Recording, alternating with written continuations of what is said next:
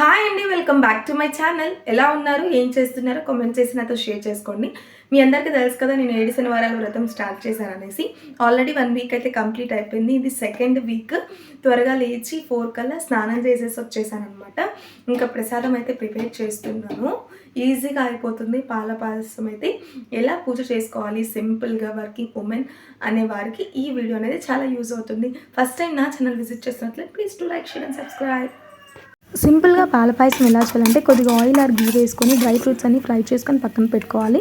అదే ఆయిల్లో కొద్దిగా సేమియా మనము 1 గ్లాస్ ఆర్ 2 గ్లాసులు తీసుకోవాలి. 1 గ్లాస్ తీసుకుంటే 3 గ్లాసుల వాటర్ని ఇంకొక సైడ్ మనము బాయిల్ చేసుకుంటూ ఉండాలి. ఆ బాయిల్ అయిన వాటర్ని ఇందులో సేమియాలో వేసేయాలి. బాగా ఉడికిన తర్వాత నేనైతే ఇక్కడ 2 గ్లాసెస్ ఆఫ్ పాలు కాచి చల్లార్చి పెట్టుకున్నాను అనమాట. ఆ పాలను ఇందులో యాడ్ చేయాలి. బాగా ఉడికిన తర్వాత సేమియా అనేది కొద్దిగా ఇలాచి అలాగే షుగర్ 1 కప్పుకి 1/2 కప్పు అయితే పర్ఫెక్ట్గా సరిపోతుంది. స్వీట్ కొద్దిగా ఎక్కువ స్వీట్ తినే వాళ్ళైతే ఇంకొక 1/2 కప్పు వేసుకోండి. లాస్ట్లో డ్రై ఫ్రూట్స్ యాడ్ చేస్తే మన పాలపాయసం. నెక్స్ట్ నేను దేవుని రూమ్లోకి వచ్చేసి పీఠం కోసం సిద్ధం చేసుకుంటున్నాను. మనం ఎక్కడైతే పీఠం ఏర్పరచుకోవాలనుకుంటామో ఆ ప్రదేశం మొత్తం కూడా కొద్దిగా వాటర్ అలాగే పసుపు కలిపిన నీటితో లేదా ఆవు మూత్రంతో కానీ శుభ్రం చేసుకోవాలి. కానీ మనము శుభ్రపరచుకున్న తరువాతనే మనం పీఠం వేసుకోవాలి. తర్వాత పసుపుతో అలికి ముగ్గు పెట్టాలి. బియ్యం పిండితో ముగ్గు పెడితే చాలా మంచిది. కానీ నాకు బియ్యం పిండి అవైలబుల్లో లేదు, అందుకే నేను ముగ్గు పిండితో వేస్తున్నాను. ముగ్గు వేసేసి పసుపు కుంకుమలతో అలంకరించుకోవాలి. నేనైతే ఇక్కడ సింపుల్ పద్మం ముగ్గు అయితే వేస్తున్నాను. ఎందుకంటే పద్మం ముగ్గు లక్ష్మీదేవికి చాలా ప్రీతికరమైనది కదా అనేసి పద్మం ముగ్గు అయితే పెడుతున్నాను. కుంకుమలతో అలంకరించుకొని ముగ్గుని తర్వాత పీఠం పెట్టేసి పీఠం మీద కూడా పసుపుతో అలికి ముగ్గు పెట్టి కుంకుమలతో అలంకరించుకోవాలి. కొత్త గుడ్డ ఉంటే కనుక గుడ్డైనా వేయచ్చు, లేకుంటే అలానే పెట్టేస్తున్నాను. నా దగ్గర అయితే కొత్త క్లాత్ అయితే లేదు. ఇక్కడ పీఠంకి ఏమైందంటే లాస్ట్ వీక్ పెట్టుకున్నాను కదా ఫ్రెండ్స్, తర్వాత మరుసటి రోజు నాకు ఇంకా పీరియడ్స్ వచ్చి క్లీన్ చేయలేదన్నమాట. ఇంకా దేవుని రూమ్లోకి రాకూడదు అనేసి.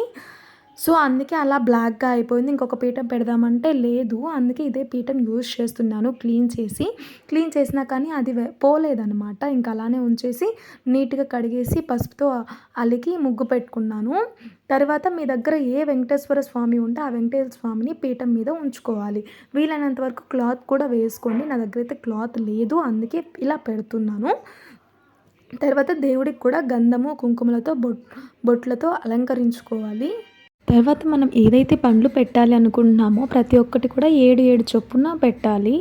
దేవుడికి 7 అనే సంఖ్య ఇష్టము కాబట్టి పూలతో మంచిగా అలంకరించుకోవాలి. నేనైతే చామంతి పూలు మాత్రమే దొరుకుతాయి అన్నమాట మా ఊర్లో. అందుకు చామంతి పూలు అలాగే తులసి మాల కూడా ప్రిపేర్ చేసుకోవాలి కంపల్సరీ. మనకి ఏవైతే పూలు అవైలబుల్లో ఉంటాయో వాటితోనే మంచిగా డెకరేట్ చేసుకొని మనస్ఫూర్తిగా మనం పూజ చేసుకోవాలి. ఇక్కడ మెయిన్ వచ్చేసి పిండి దీపాలు మనం 7 పెట్టుకోవచ్చు, లేదా 4 లేకుంటే 3 పెట్టుకోవచ్చు. ఇక్కడ నేను 3 పెట్టుకుంటున్నాను కాబట్టి రెండిట్లో ఏమో 2 ఒత్తులు, ఇంకొక దాంట్లో 3 ఒత్తులు వేస్తాను. ఎందుకంటే అక్కడికి 7 అవుతాయి కదా, వెంకటేశ్వర స్వామికి 7 పెట్టినా కూడా 7 అనే సంఖ్యలో పెట్టాలి కాబట్టి నేను ఇలా చేసుకుంటున్నాను. మనం ఇక్కడ పిండి దీపాలు ప్రిపేర్ చేసుకునేటప్పుడు ఫస్ట్ కొద్దిగా పొడవుగా చేసుకొని అందులో మనం ఫింగర్ పెడితే కనుక మంచి కరెక్ట్ షేప్లో వస్తుంది. మనం బొట్లు పెట్టుకోవడానికి కూడా నీట్గా ఉంటుంది. లేకుంటే ఒక రౌండ్ షేప్లో చేస్తే మనకు బొట్లు పెట్టుకోవడానికి గోవింద నామాలు పెట్టుకోవడానికి మంచిగా ఉండదు. ఇలా పూజ చేసుకునేటప్పుడు చాలామంది కూడా రకరకాల స్తోత్రాలు ఇలాంటివి చదువుతారు, బట్ నాకైతే ఏవి రావు. కాబట్టి గోవిందనామాలు విష్ణు స్తోత్రంని వింటూ మనము టీవీలో కానీ బ్లూటూత్లో కానీ లేకుంటే ఫోన్లో పెట్టుకొని వింటూ చేసుకోవచ్చు. చూడండి, ఇక్కడ మనము దీపాలు పెట్టుకున్న తర్వాత ఎంత కాంతిగా ఎంత అసలు పాజిటివ్ వైబ్స్ వస్తాయంటే మన మైండ్కి, అరే నేను ఇంత మంచిగా పూజ చేసుకున్నానా, నాలో కూడా పూజ చేసుకునే టాలెంట్ ఉందా అనేసి అంత హ్యాపీగా అనిపిస్తుంది. ఇక్కడ నేనైతే సెట్ చేసుకుంటున్నాను ట్రైపాడ్ని. మీకు కూడా కనిపిస్తుంది కదా నేను ఎలా పూజ చేసుకుంటాను అనేసి. నేనైతే పెద్దగా ఏం చెయ్యను, నాకు తెలియదు, నాకు రాదు కూడా. ఇప్పుడు నేర్చుకుంటున్నాను కాబట్టి విష్ణు స్తోత్రాలు గోవిందనామాలు ఇవి చదువుకుంటూ నేను చేస్తాను సింపుల్గా. ఎందుకంటే మళ్ళీ టైం అయిపోతుంది స్కూల్కి కాబట్టి.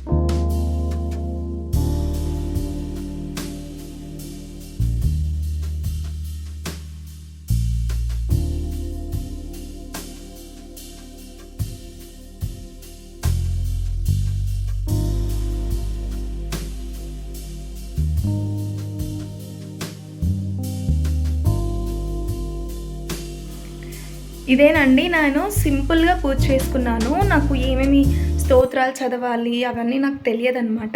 అందుకే దేవుడికి భక్తిగా దండం పెట్టుకుంటాను అంతే. మీకు ఏవైనా తెలిస్తే గనక స్తోత్రాలు నాకు కామెంట్ బాక్స్‌లో కామెంట్ చేసి నాతో షేర్ చేసుకోండి.